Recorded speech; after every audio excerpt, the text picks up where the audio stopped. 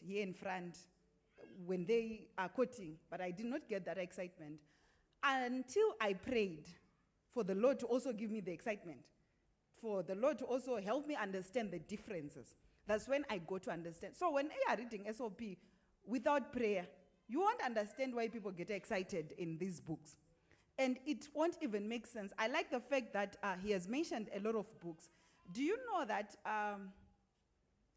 our adventure, our pathfinders, we had an experience at camp where they were forced, I should say, to know the first vision of Mrs. White. Most people who are here in the church, who were born in the church, don't even know the first vision of Mrs. White. And when you read, you then start understanding that we are all Adventists, in quotes, but not everyone is going to heaven. Some are going to remain whilst others are going. It's there in the first vision. So imagine you are an 11-year-old and you are getting to a point where you understand that if I'm not serious about these things, yes, I may be in the church books, but in heaven, my name may not be there. So there's a transformation which happens when a person reads. It doesn't matter at which age, and it doesn't matter what you are reading. One of the people's weaknesses in this day and age is that the idea of reading novels. Most of us have challenges. We read, but we read the wrong things. We read novels. And then you have this aspect of the connotations of what you believe a marriage should be like, as an example, of what education should be like, because of the stuff that you have read.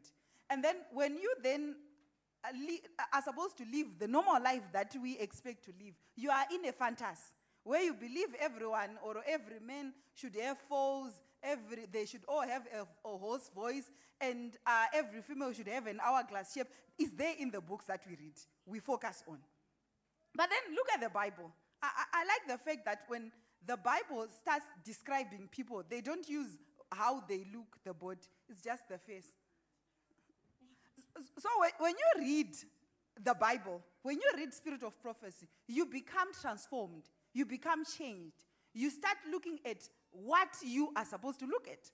You start living the life that you are supposed to be living.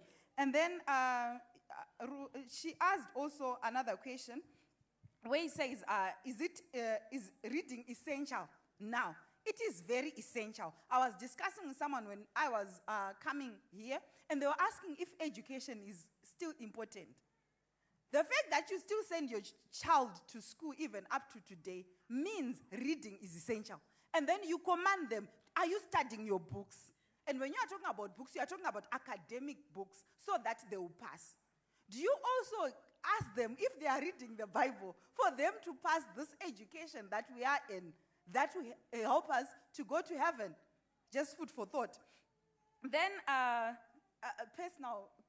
personally, I believe I've been transformed. It's easy when you have read something and you have understood it than it being preached to you. If you read Ministry of Healing, you understand why now I take time to exercise. Something as simple as that.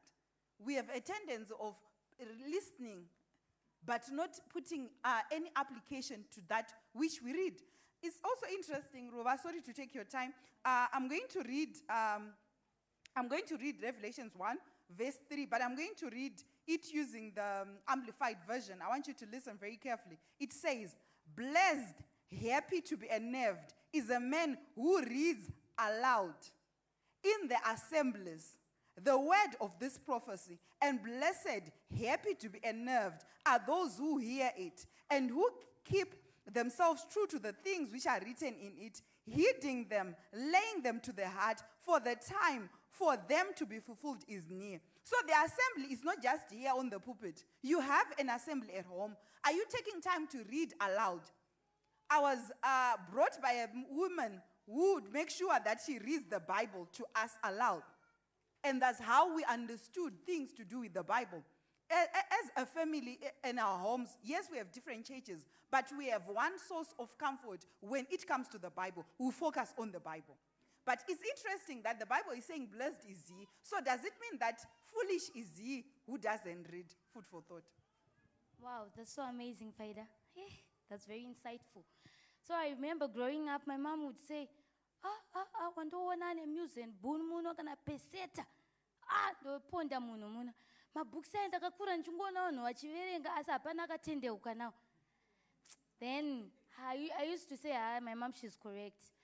And then this other time when I was in high school now, people were passing books under the table, and then it passed by me one day, the museum book.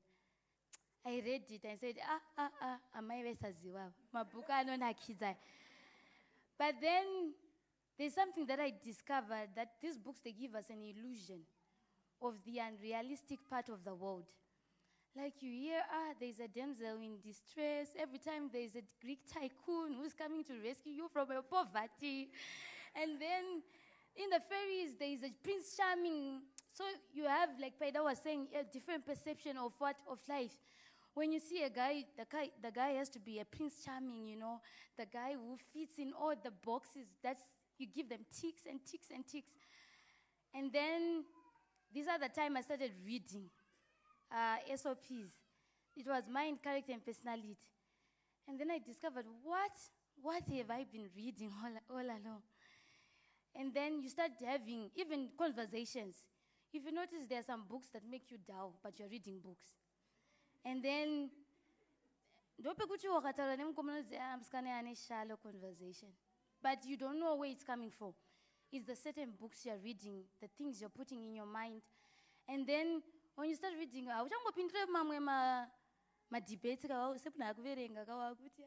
this is my face.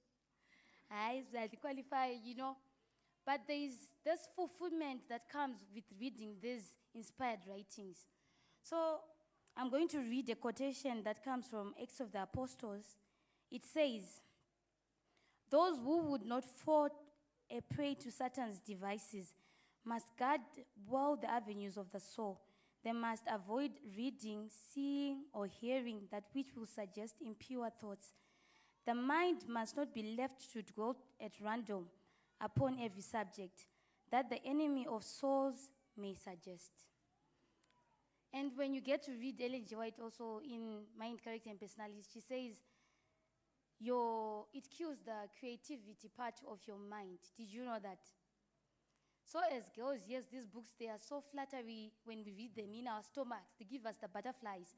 But what are we gaining from reading those books? So Kanashe, I'm going to ask you, which kinds of books have you been reading all along? And which book made you fall in love with reading? And have they transformed you in an aspect?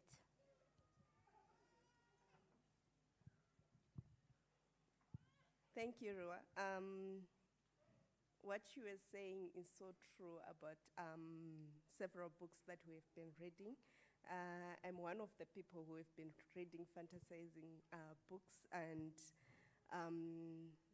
I've read so many books, like historical classics, and you'll be fantasizing and you'll be having those illusions for sure. But when it comes to Christian books, it's quite different. They will communicate with you directly. I've got 3 books that I would want to mention. The first one is They Told Me Dreams Come True. It was written by Memory Masenyama. In that book, it will be communicating with you in your everyday life, and you'll be able to relate the things, the real aspect of life.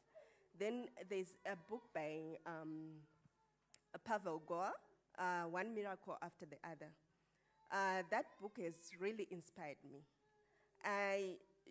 When I was reading the Bible, I would relate kuti these stories are for the ancient times and everything. Kuti kunoita miracle